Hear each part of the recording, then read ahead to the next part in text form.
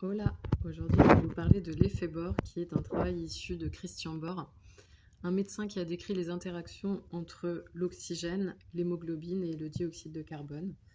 Donc dans notre sang, l'oxygène que l'on inspire se fixe à l'hémoglobine pour être transporté jusqu'aux cellules.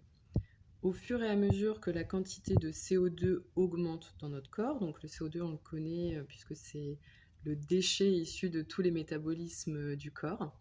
Donc au fur et à mesure que le CO2 augmente localement dans notre corps, l'oxygène se détache de l'hémoglobine pour venir oxygéner les cellules. Donc ce phénomène a été appelé l'effet Bohr. Pour changer de terme, en fait, plus il y a de CO2, moins l'oxygène reste attaché à l'hémoglobine et donc plus elle va oxygéner en profondeur les tissus qui en ont besoin.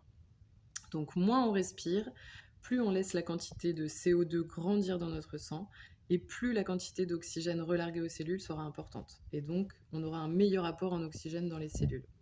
Si on passe notre temps à hyperventiler parce qu'on est en stress ou parce qu'on ne travaille pas sa respiration, on apporte trop d'oxygène dans notre sang, donc qui restera collé à l'hémoglobine, mais au niveau cellulaire, on sera sous-oxygéné parce que la pression en CO2 elle n'aura pas le temps d'être assez forte pour que l'hémoglobine relargue l'oxygène à nos cellules. Donc, en bref, plus on respire, plus on s'asphyxie, ce qui fait le siège en fait des maladies liées à l'hyperventilation chronique, comme les maladies cardiovasculaires, comme l'hypertension, les troubles du sommeil, le surpoids, les maux de tête, une mauvaise récupération, l'essoufflement, en fait, pour n'en citer que quelques-uns. Alors, si vous voulez travailler sur ce qu'on appelle la résistance au CO2, pour que votre corps respire moins pour respirer mieux, on insistera souvent sur des longues expirations, sur des apnées poumons vides, sur des pauses respiratoires dans vos travails de respiration.